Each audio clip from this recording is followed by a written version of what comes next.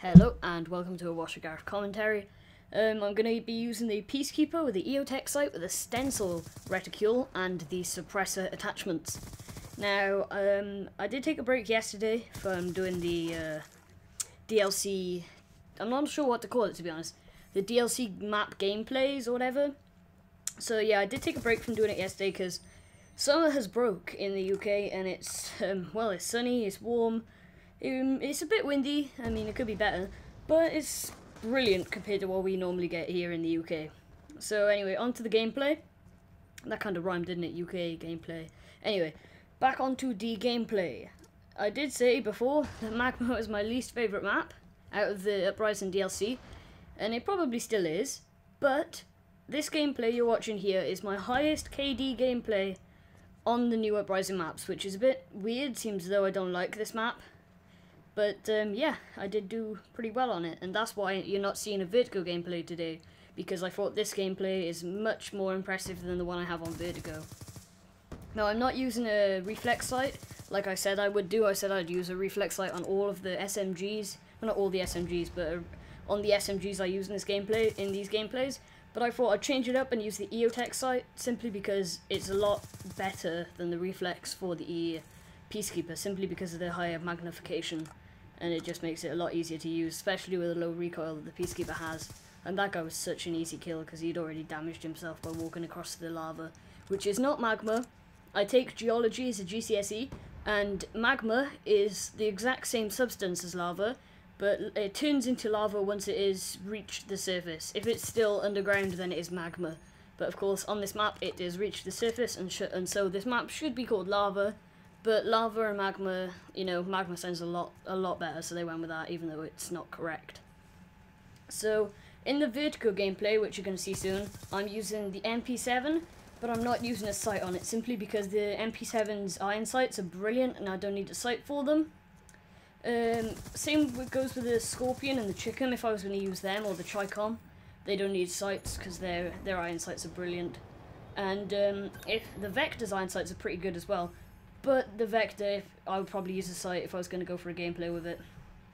So, yeah, right, because I've got the past few gameplays on 360, because of course the maps are out on 360, I think I'm noticing something. I think that on 360, there are a lot more younger kids who, like, I don't want to say this by insulting them or anything, but they don't play COD to win, they just play COD to pass the time. Like, when I play COD, yes, I do it because I want to, I'm maybe a bit bored, I want to do something, so I go on COD. But my main objective when I jump on COD is to do well and win the game. But there are some people who are on Xbox 360, and their main objective is just to do something, you know, rather than just sit about in their bedroom doing nothing. They'll be like, oh, go on COD, why not? And they won't even try. Like, I mean, this might not be a bad thing, you know, because you can do whatever you want, it's a video game. But when I'm playing a game like Team Deathmatch, which is what I do on the maps, because domination is impossible if you're not playing with a team, because you'll always get a dumb teammate who doesn't go for flags. But I have had games on Xbox, I've had so many games. I posted a picture on Twitter the other day where I had the highest score in the lobby. Now, not just out of my team, out of everyone in the lobby, I had the most kills. I don't think I had the least deaths, but I definitely had the most kills and the highest score. And my team still lost because everyone else went negative. There was one guy who was neutral, like he had the same amount of kills as deaths, but everyone else had more deaths than kills, and I was just, oh my god, how? So PS3, I think on PS3 when people play, there are more people who play COD on PS3 that actually want to win. Whereas on Xbox, I think there's just loads of kids on there who just play it to pass the time and don't give a damn about anything. So, in my opinion, if you're going to go for a gameplay, I'd say Xbox is easier for gameplays. But there is a backlash with that, and that is the fact that if you are playing solo, your team are going to suck. I mean, you may get a brilliant player, like, obviously, on every single console, there's always good players.